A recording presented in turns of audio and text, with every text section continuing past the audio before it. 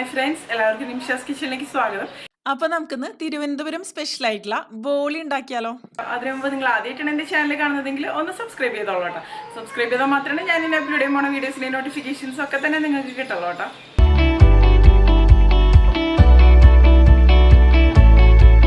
ബോളി തയ്യാറാക്കാൻ വേണ്ടിയിട്ട് ഞാനിവിടെ അരക്കപ്പ് കടലപ്പരിപ്പ് എടുത്തിട്ടുണ്ട്. കടലപ്പരിപ്പ് എന്ന് പറയുമ്പോൾ ചനാദാൽ കേട്ടോ.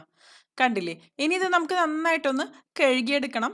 കഴുകിയെടുത്തതിന് ശേഷം ഞാനിത് ഒന്ന് വേവിച്ചെടുക്കാൻ പോവാണ്. അപ്പോൾ ഞാനിത് സോക്ക് ചെയ്തെടുത്തിട്ടൊന്നുമില്ല, അല്ലാതെ തന്നെയാണ് കുക്ക് ചെയ്തെടുക്കണത് കേട്ടോ. അപ്പോൾ പ്രഷർ കുക്കറിലേക്ക് ഇട്ട് കൊടുക്കുകയാണ്. അതിനുശേഷം ഇതിലേക്ക് ആവശ്യത്തിന്, അതായത് കുക്കാവാൻ ആവശ്യത്തിനുള്ള വെള്ളം, കുറച്ച് വെള്ളം അധികമായിട്ട് തന്നെ ഞാൻ ഒഴിച്ചു കൊടുക്കുന്നുണ്ട്. ബാക്കിയുള്ള വെള്ളം നമ്മൾ ഊറ്റിക്കളയാണ് ചെയ്യണത് കേട്ടോ. അപ്പോൾ ഞാനിവിടെ ഒരു 4 കപ്പ് വെള്ളം ഒഴിച്ചു കൊടുത്തിട്ടുണ്ട്.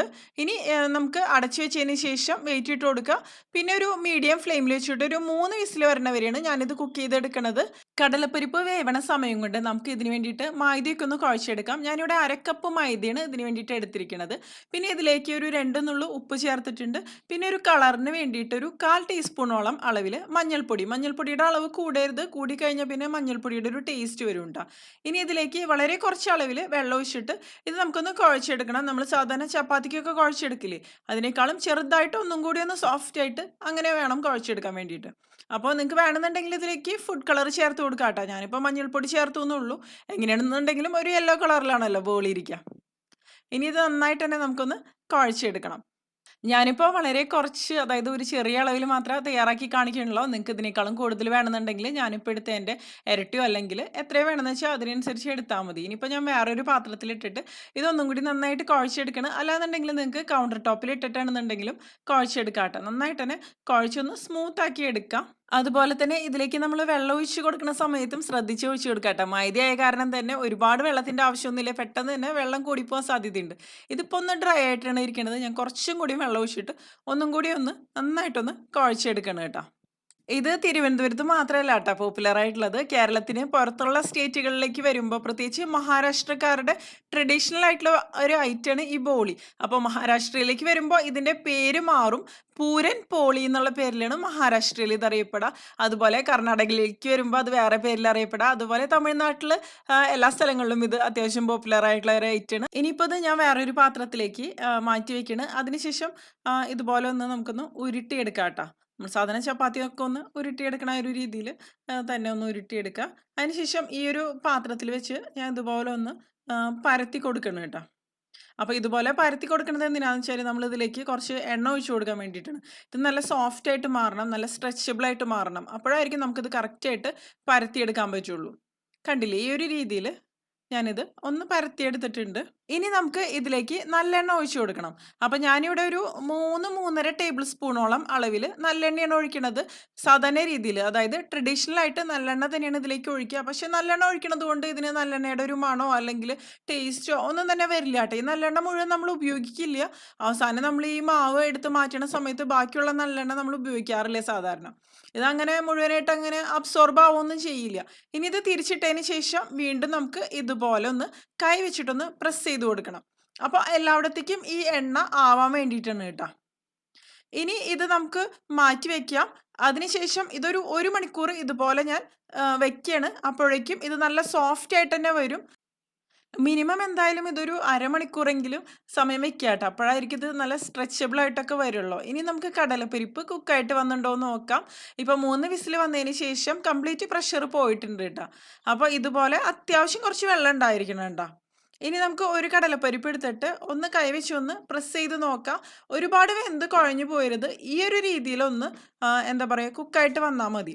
അതാണ് പെർഫെക്റ്റ് ആയിട്ടുള്ള ഒരു രീതിയിൽ കടലപ്പരിപ്പ് കുക്ക് ചെയ്തെടുക്കണത്. ഇനി ഇതിൻ്റെ വെള്ളമൊക്കെ നമുക്ക് ഒന്ന് ഊറ്റിക്കളയാം. ഞാനിതിപ്പോൾ ഒരു അരിപ്പയിലേക്ക് ഇട്ട് കൊടുക്കണം കേട്ടോ. അതിനുശേഷം ഇനി ഇത് നമുക്ക് ചൂടാറാൻ വേണ്ടിയിട്ട് വെക്കണം. ഇപ്പോൾ പെട്ടെന്ന് ചൂടാറണമെന്നുണ്ടെങ്കിൽ ഒരു പാത്രത്തിലേക്ക് മാറ്റിയാൽ മതി. അതിനുശേഷം ഫാനിൻ്റെ താഴെയൊക്കെ വെച്ച് കഴിഞ്ഞാൽ ഈസി ആയിട്ട് തന്നെ നമുക്കിത് തണുപ്പിച്ചെടുക്കാൻ പറ്റും. ഇതിപ്പോൾ നല്ലപോലെ തന്നെ ഒന്ന് തണുത്ത് വന്നിട്ടുണ്ട്. ഇനി നമുക്കിതൊന്ന് അരച്ചെടുക്കണം.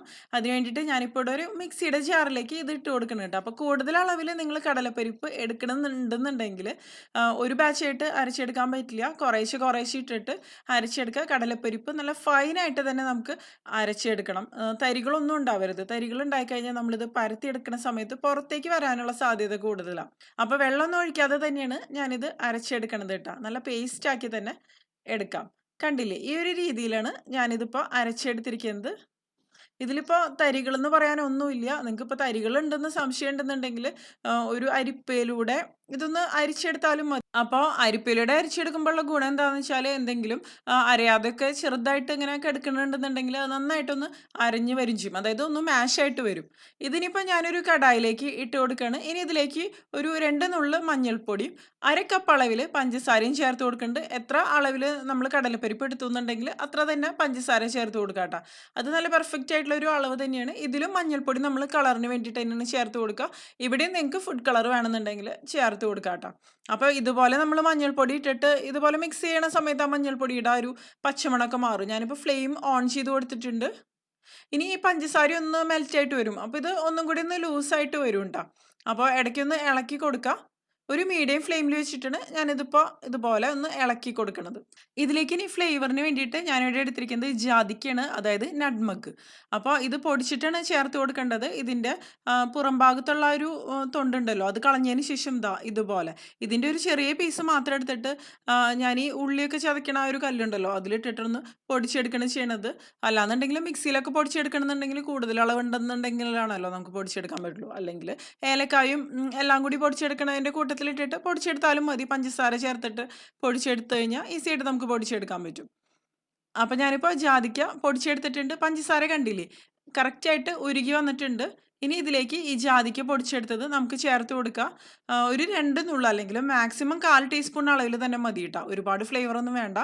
പക്ഷേ ജാതിക്കയുടെ ഒരു ഫ്ലേവർ ശരിക്ക് ബോളിക്ക് വേണം. ഇനി നന്നായിട്ടൊന്ന് മിക്സ് ചെയ്ത് കൊടുക്കുക. ജാതിക്ക എന്ന് പറയുമ്പോൾ വയറിനൊക്കെ വളരെ നല്ലൊരു സാധനം തന്നെയല്ലേ. ഇനി ഇതിലേക്ക് ഫ്ലേവറിന് വേണ്ടിയിട്ട് ഏലക്കാപ്പൊടി കൂടി ഞാൻ ചേർത്ത് കൊടുക്കുന്നുണ്ട്. അപ്പോൾ ഏലക്കാപ്പൊടിയും ഒരുപാട് അളവിൽ വേണ്ട. ഞാനിപ്പോൾ പഞ്ചസാരയും ഏലക്കായും കൂടി ഒരുമിച്ച് പൊടിച്ചെടുത്തിട്ടുള്ളതാണ് കേട്ടോ. അപ്പോൾ അതും ഞാനൊരു 1/2 ടീസ്പൂണോളം അളവിലാണ് ഇതിലേക്ക് ചേർത്ത് കൊടുക്കുന്നത്. പിന്നെ ചിലവർ ഇതിലേക്ക് ചുക്കിൻ്റെ പൊടി ഉണ്ടല്ലോ, അത് ചേർത്ത് കൊടുക്കാറുണ്ട്. അപ്പോൾ അതൊക്കെ നമ്മുടെ ഇഷ്ടം. ഞാനിപ്പോൾ ചുക്കിൻ്റെ പൊടിയൊന്നും ചേർത്ത് കൊടുക്കണില്ല കേട്ടോ. പഞ്ചസാര നന്നായിട്ട് മെൽറ്റായിട്ട് വന്നപ്പോൾ കട്ടകളൊക്കെ പോലെ കിടക്കണതൊക്കെ കറക്റ്റായിട്ട് തന്നെ ഇതുപോലെ ഉടഞ്ഞു വന്നിട്ടുണ്ട്. നന്നായിട്ട് മിക്സ് ആയിട്ട് വന്നിട്ടുണ്ട്. ഈ കടലപ്പരിപ്പും പഞ്ചസാരയായിട്ട് നന്നായിട്ട് മിക്സ് ആയിട്ട് വരണം കേട്ടോ. ആ ഒരു രീതിയിൽ ഒന്ന് ഡ്രൈ ആക്കി എടുക്കണം നമ്മൾ. അപ്പോഴാണല്ലോ നമുക്കിത് ആ ഒരു മൈദമാവിൻ്റെ ഉള്ളിൽ വെച്ച് നമുക്ക് ഫില്ലിംഗ് ആയിട്ട് വെച്ച് കൊടുക്കാൻ പറ്റുള്ളൂ കേട്ടോ. ഇത് മതി. ഞാനിനി തണുക്കാൻ വേണ്ടിയിട്ട് വെക്കുകയാണ്. ഇപ്പം നല്ലപോലെ ഒന്ന് തണുത്ത് വന്നിട്ടുണ്ട്. തണുത്ത് വന്നതിന് ശേഷം കയ്യിൽ നന്നായിട്ടൊന്ന് എണ്ണ തടവുക. അല്ലാന്നുണ്ടെങ്കിൽ ഒട്ടിപ്പിടിക്കാനുള്ള സാധ്യതയുണ്ട്. ഇതിപ്പോൾ ഞാൻ കുഴച്ചെടുത്തതിന് ശേഷമുള്ള ഒരു അവസ്ഥയാണ്. കുഴച്ചെടുത്തില്ല എന്നുണ്ടെങ്കിൽ ഒന്ന് ഡ്രൈ ആയിട്ട് തന്നെയായിരിക്കും ഇരിക്കുക കേട്ടോ. അപ്പോൾ ഒന്ന് കുഴച്ചെടുക്കുക. അതിനുശേഷം ആണ് ഇതുപോലെ ചെറിയൊരു ഇളകളാക്കി എടുക്കുക. നമുക്ക് എത്ര വലുപ്പത്തിലുള്ള ബോളി തയ്യാറാക്കണമെന്ന് വെച്ചാൽ അതിനനുസരിച്ച് ഇതുപോലെ നമ്മൾ സാധാരണ ചപ്പാത്തിക്കൊക്കെ ഒരു ഇളകളാക്കി എടുക്കില്ലേ, അതുപോലെ തന്നെ മതി. അതിനുശേഷം നമുക്ക് മാറ്റി വയ്ക്കാം. എല്ലാ ഉരുളകളും ഇതുപോലെ തന്നെ നമുക്ക് തയ്യാറാക്കി വെക്കാം കേട്ടോ. അപ്പോൾ പിന്നെ ഉണ്ടാക്കിയെടുക്കലൊക്കെ എളുപ്പം തന്നെയാണല്ലോ. പിന്നെ ഇവിടെ മഹാരാഷ്ട്രയിലൊക്കെ ഞാൻ കണ്ടിട്ടുണ്ട് പല സ്ഥലങ്ങളിലും മൈദയ്ക്ക് പകരം ഗോതമ്പ് പൊടി ഉപയോഗിക്കണതും അതുപോലെ പഞ്ചസാരയ്ക്ക് പകരം ശർക്കര ഉപയോഗിക്കണതും ഉണ്ട്. ഞാനിപ്പോൾ താമസിക്കുന്നത് മഹാരാഷ്ട്രയിലാണ്. അപ്പോൾ മൈദ ഉപയോഗിക്കുമ്പോഴായിരിക്കും കുറച്ചും കൂടി നല്ലൊരു ടെക്സ്ചറും അതുപോലെ പഞ്ചസാര ഉപയോഗിക്കണ ആ ഒരു ടേസ്റ്റ് വ്യത്യാസം എന്തായാലും ഉണ്ടാവില്ല ശർക്കര ഉപയോഗിക്കുമ്പോൾ. പിന്നെ ഹെൽത്തി ആയിട്ടുള്ള രീതിയിൽ വേണമെന്നുണ്ടെങ്കിൽ ശർക്കരയും അതുപോലെ ഗോതമ്പ് പൊടി ഉപയോഗിച്ചിട്ട് നിങ്ങൾക്ക് വേണമെന്നുണ്ടെങ്കിൽ തയ്യാറാക്കാം. ഇപ്പം ഞാനിതെല്ലാം ഉരുട്ടിയെടുത്തിട്ടുണ്ട്. അതുപോലെ നമ്മളുടെ മൈദയുടെ മാവ് കണ്ടില്ലേ, നല്ല സോഫ്റ്റ് ആയിട്ട് വന്നിട്ടുണ്ട്. ഇതൊന്നും കൂടി ഒന്ന് കുഴച്ചെടുക്കുക. അതിനുശേഷം എക്സസ് ആയിട്ടുള്ള ആ ഒരു ഓയിൽ ഉണ്ടല്ലോ അത് നമ്മൾ എടുക്കില്ല കേട്ടോ. ഇത് ഈ മൈദയുടെ ഈ ഒരു മാവ് നമുക്ക് ചെറിയ ചെറിയ ബോൾസ് ആക്കി മാറ്റാം. നമ്മൾ കടലപ്പരിപ്പ് ഉരുട്ടി വെച്ചുല്ലോ, അതിൻ്റെ പകുതി വലുപ്പത്തിലുള്ള ബോൾസ് ആക്കിയിട്ടാണ് നമുക്ക് മൈദ ആക്കിയെടുക്കേണ്ടത്. അപ്പോഴായിരിക്കും ബോളി നല്ല ടേസ്റ്റി ആയിട്ടും നല്ല സോഫ്റ്റ് ആയിട്ടും വരിക. മൈദയുടെ അളവ് കൂടിക്കഴിഞ്ഞാൽ ബോളി അത്രയ്ക്ക് അങ്ങോട്ട് കഴിക്കാൻ ടേസ്റ്റ് ഉണ്ടാവില്ല, കുറച്ച് ഹാർഡായിട്ടിരിക്കും. അപ്പോൾ ഈ ഒരു രീതിയിൽ നിങ്ങൾക്ക് പരത്തിയെടുക്കാൻ പറ്റുന്നുണ്ടെങ്കിൽ ചെറിയ ബോൾസിനെയാണ് മൈദയുടെ നല്ലത്. ബാക്കിയുള്ള എണ്ണ ഞാനിപ്പോൾ മാറ്റി വെക്കണം, അത് നമ്മൾ ഉപയോഗിക്കണില്ല കേട്ടോ. ഇനി കൈമ എണ്ണ ഉണ്ടെന്നുണ്ടെങ്കിൽ ഒന്ന് വാഷ് ചെയ്യുക. അതിനുശേഷം മാത്രം ഈ മൈദ ഒന്ന് നമുക്ക് പരത്തിയെടുക്കണം. അല്ലാന്നുണ്ടെങ്കിൽ അത് പരത്തിയെടുക്കുമ്പോൾ സ്ലിപ്പായിരിക്കും, പരത്തിയെടുക്കാൻ ബുദ്ധിമുട്ടായിരിക്കും. അതായത് കയ്യിൽ വെച്ചിട്ട് തന്നെയാണ് നമ്മൾ ഇതുപോലെ ഒന്ന് പരത്തിയെടുക്കണത്. കണ്ടില്ലേ, മൈദയായ കാരണം നമ്മൾ ഈ ഒരു രീതിയിലാണ് ഇത് ബോൾസ് ആക്കി എടുക്കുക. ഗോതമ്പ് പൊടിയുടെ പോലെ അങ്ങനെ പെട്ടെന്ന് ബോൾസ് ആക്കി എടുക്കാൻ പറ്റില്ലല്ലോ മൈദയാകുമ്പോൾ. അതിനുശേഷം കയ്യിൽ വെച്ചിട്ട് ഇതുപോലെ ഒന്ന് പ്രസ് ചെയ്തിട്ടൊന്ന് സ്ട്രെച്ച് ചെയ്ത് കൊടുക്കണം നമുക്ക്. ഇപ്പം നിങ്ങൾക്ക് കാണുമ്പോൾ തന്നെ അറിയാൻ പറ്റും ഇതിൻ്റെ രണ്ടിൻ്റെയും ആ ഒരു സൈസിലുള്ള ഒരു ഡിഫറൻസ്. മൈദയുടെ ആ ഒരു ബോൾ വളരെ ചെറുത് തന്നെയാണ്. ഇതുപോലെ ഒന്ന് സ്ട്രെച്ച് ചെയ്തെടുക്കുക. അപ്പോൾ ഇതുപോലെ നന്നായിട്ട് കയ്യിൽ തന്നെ വെച്ച് സ്ട്രെച്ച് ചെയ്തെടുത്താൽ മതി. ചപ്പാത്തി പലകയിലൊന്നും വെച്ച് സ്ട്രെച്ച് ചെയ്തെടുക്കണ്ട. ചപ്പാത്തി പലകയിൽ വെച്ച് നമുക്ക് പരത്തിയെടുക്കണമെന്നുണ്ടെങ്കിൽ ഇപ്പോൾ അരിപ്പൊടി എന്തായാലും ചേർത്ത് കൊടുക്കേണ്ടി വരും. അല്ലാതെ നമുക്ക് പരത്തിയെടുക്കാൻ പറ്റില്ല. അപ്പോൾ പൊടികൾ കൂടുതൽ ഉപയോഗിക്കും തോറും ബോളി കൂടുതൽ ഹാർഡായിട്ട് മാറും. അപ്പോൾ മാക്സിമം നമ്മൾ പൊടികളൊക്കെ വളരെ കുറച്ച് തന്നെ ഉപയോഗിച്ചിട്ടാണ് ഇത് പരത്തിയെടുക്കുന്നത്. അപ്പോൾ ഇതുപോലെ ഒന്ന് ആക്കി കൊടുത്തിട്ടുണ്ട്. അതിന് ശേഷം ഇനി നമുക്ക് ഒരു ബോൾ, അതായത് കടലപ്പരിപ്പ് നമ്മൾ ഉരുട്ടി വെച്ചിട്ടില്ലേ, അത് ഇതിൻ്റെ ഉള്ളിലേക്ക് വെച്ച് കൊടുക്കുക. അതിനുശേഷം ഇതുപോലെ കവർ ചെയ്ത് കൊടുക്കുക. ഇത് വലിക്കുമ്പോൾ ഈസി ആയിട്ട് നമുക്ക് കവർ ചെയ്തെടുക്കാൻ പറ്റും. സാധാരണ ആലു പൊറോട്ടയൊക്കെ തയ്യാറാക്കണവരാണെന്നുണ്ടെങ്കിൽ വളരെ എളുപ്പത്തിൽ തയ്യാറാക്കാൻ പറ്റും. ആലു പൊറാത്തയൊക്കെ ഉണ്ടാക്കണ ആ ഒരു സെയിം മെത്തേഡിൽ തന്നെയാണ്. അതിനുശേഷം അതിൻ്റെ ബാക്ക് സൈഡ് ഒന്ന് സീൽ ചെയ്തെടുക്കുക. പിന്നെ ഒന്ന് ഷേപ്പ് ചെയ്ത് കൊടുക്കുക. ഇപ്പോൾ കണ്ടില്ലേ, ഇപ്പോൾ കണ്ടു കഴിഞ്ഞാൽ നമ്മളത് ഫില്ലിങ് വെച്ച് കൊടുത്തിട്ടുണ്ടെന്ന് പറയില്ല, കറക്റ്റ് ആയിട്ട് തന്നെ ക്ലോസ് ചെയ്തിട്ടുണ്ട്. ഇതുപോലെ എല്ലാം വെച്ച് കൊടുക്കുക. അപ്പോൾ എല്ലാം ഇതുപോലെ വെച്ച് കൊടുത്തതിന് ശേഷം പിന്നെ പരത്തിയെടുക്കുമ്പോൾ കുറച്ചും കൂടി എളുപ്പത്തിൽ തന്നെ നമുക്ക് പരത്തിയെടുക്കാൻ പറ്റും.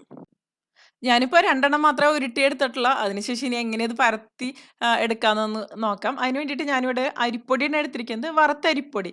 ഇത് അപ്പം, ഇടിയപ്പം, പത്തിരി അതിനൊക്കെ വേണ്ടിയിട്ട് ഉപയോഗിക്കുന്ന നല്ല ഫൈനായിട്ടുള്ള അരിപ്പൊടിയാണ് കേട്ടോ. പുട്ടുപൊടിയൊന്നും ഉപയോഗിക്കരുത്, അപ്പോൾ കറക്റ്റായിട്ട് വരില്ല. ഇനി ഇതുപോലെ ഒന്ന് ഇതിലൊന്ന് ഡിപ്പ് ചെയ്തെടുക്കാം. അതിനുശേഷം പരത്തിയെടുക്കുക. പരത്തിയെടുക്കുമ്പോൾ ചപ്പാത്തി പരത്തിയെടുക്കണ പോലെ ഭയങ്കരമായിട്ട് എന്താ പറയുക, ഒരുപാട് പ്രഷർ കൊടുത്ത് പരത്തിയെടുക്കരുത് കേട്ടോ. ഇത് പൊട്ടിപ്പോവും.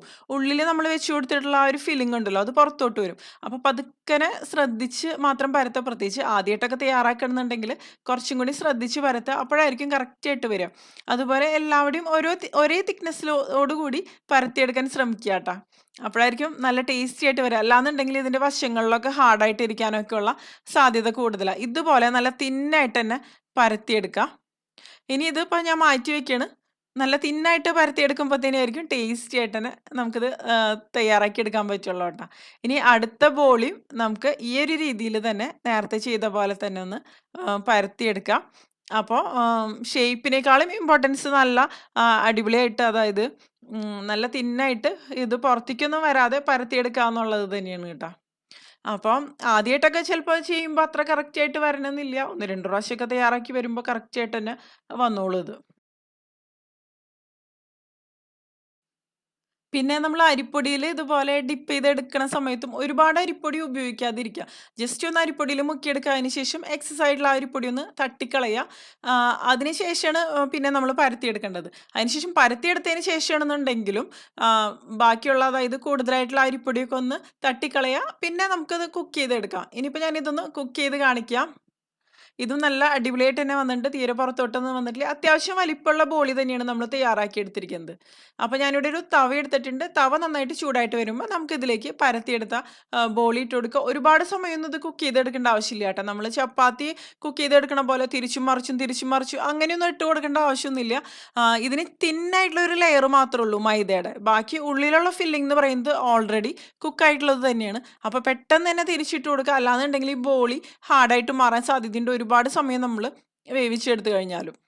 അപ്പോൾ ഇതുപോലെ ഈ ഒരു യെല്ലോ ഷെയ്ഡ് മാറരുത്, ബ്രൗൺ ഷെയ്ഡിലേക്കൊന്നും വരരുത് കേട്ടോ. അതിനു മുമ്പ് തന്നെ തിരിച്ചിട്ട് കൊടുക്കുക. പിന്നെ തിരിച്ചിട്ട് കൊടുത്തു കഴിഞ്ഞിട്ട് പിന്നെ തിരിച്ചു മറിച്ചൊന്നും ഇട്ട് കൊടുക്കണ്ട. അത് കുക്കായിട്ട് വന്നു എന്ന് തോന്നുമ്പോൾ നമുക്ക് നെയ്യൊന്ന് ഇതുപോലെ ഒന്ന് ബ്രഷ് ചെയ്ത് കൊടുക്കുക, അല്ലെങ്കിൽ ഒരു സ്പൂണിൽ എടുത്തിട്ട് ഒന്ന് സ്പ്രെഡ് ചെയ്ത് കൊടുക്കുക. എങ്ങനെയായാലും കുഴപ്പമില്ല. അതിന് ശേഷം ഈ ഒരു രീതിയിലൊന്ന് മടക്കിയതിന് ശേഷം എടുക്കുക. സാധാരണ ബോളി ഈ ഒരു രീതിയിൽ തന്നെയാണ് എടുക്കാറ്. ഇനി അടുത്ത ബോളിയും ഈ തവയിലിട്ട് തന്നെ നമുക്ക് ഈ ഒരു രീതിയിൽ തന്നെ തയ്യാറാക്കിയെടുക്കാം. അപ്പോൾ ബോളിയും പാൽപ്പായസവും അല്ലേ നല്ല പോപ്പുലർ ആയിട്ടുള്ള ഒരു കോമ്പിനേഷൻ എന്ന് പറയുന്നത്. പ്രത്യേകിച്ച് തിരുവനന്തപുരം സദ്യകളിലെ ഒഴിച്ചുകൂടാൻ പറ്റാത്ത ഒരു ഐറ്റം തന്നെയല്ലേ ബോളിയും പായസം. അപ്പോൾ പാൽപ്പായസത്തിൻ്റെ റെസിപ്പിയൊക്കെ ഇതിനു മുമ്പ് ഞാൻ ഒരുപാട് ചെയ്തിട്ടുണ്ട്. പാലട, അതുപോലെ സേമിയ പായസം, അതുപോലെ ഒരുപാട് പായസങ്ങൾ ചെയ്തിട്ടുണ്ട്.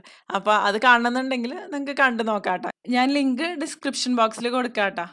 ഇപ്പോൾ ഇതും റെഡി ആയിക്കൊണ്ടിരിക്കുക തന്നെയാണ്. പെട്ടെന്ന് തന്നെ എടുക്കുക. ഒരുപാട് സമയം കുക്കായി കഴിഞ്ഞിട്ടുണ്ടെങ്കിൽ പിന്നെ ഇത് തീരെ നന്നാവില്ല. പിന്നെ നമ്മളിത് തിരിച്ചിടണ സമയത്തും വളരെ ശ്രദ്ധിച്ച് തിരിച്ചിടുക. അല്ലാന്നുണ്ടെങ്കിൽ ഇത് പൊട്ടിപ്പോകാനുള്ള സാധ്യതയുണ്ട്. നമ്മൾ ഒരുപാട് മൈദയൊന്നും ഇതിന് ഉപയോഗിക്കാത്ത കാരണേ പെട്ടെന്ന് തന്നെ തിരിച്ചിടുന്ന സമയത്ത് പൊട്ടിപ്പോവും. അപ്പോൾ നല്ല സോഫ്റ്റ് ആയിട്ടുള്ള ബോളി തന്നെയാണ് എപ്പോഴും കൂടുതൽ ടേസ്റ്റി ആയിട്ട് തന്നെ വരിക. ഇനിയിപ്പോൾ നെയ്യൊന്ന് തടവിയിട്ടുണ്ട്. അതിന് ശേഷം നമുക്ക് ഇതും ഒന്ന് ഫോൾഡ് ചെയ്തതിന് ശേഷം നമുക്ക് വേറൊരു പാത്രത്തിലേക്ക് മാറ്റാം. ഇനി ഞാൻ എല്ലാ ബോളിയും ഇതുപോലെ തന്നെ ഒന്ന് തയ്യാറാക്കി എടുക്കട്ടെ കേട്ടോ. കണ്ടില്ലേ, നല്ല സോഫ്റ്റ് ആയിട്ട് തന്നെ വന്നിട്ടുണ്ട്. തീരെ ഹാർഡായിട്ടൊന്നും വന്നിട്ടില്ല. അതുപോലെ നല്ല തിന്നായിട്ട് തന്നെ നമ്മൾ തയ്യാറാക്കി എടുത്തിട്ടുണ്ട്. അപ്പോൾ ബോളിയും പാൽപ്പായസം കൂടി എല്ലാവരും കഴിക്കുക. അതിനുശേഷം നിങ്ങളുടെ അഭിപ്രായങ്ങളൊക്കെ ഒന്ന് പറയാം കേട്ടോ. നിങ്ങൾക്ക് എൻ്റെ വീഡിയോ ഇഷ്ടമാവുകയാണെങ്കിൽ നിങ്ങളുടെ ഫ്രണ്ട്സിനും ഫാമിലിക്കൊക്കെ ഒന്ന് ഷെയർ ചെയ്ത് കൊടുത്തോളൂ കേട്ടോ. അതുകൂടാതെ നിങ്ങളുടെ വിലയേറെ അഭിപ്രായങ്ങളൊക്കെ ഒന്ന് കമൻറ്റ് ചെയ്യുക. അപ്പോൾ മറ്റൊരു അടിപൊളി റെസിപ്പി ആയിട്ട് നമുക്ക് വീണ്ടും കാണാം.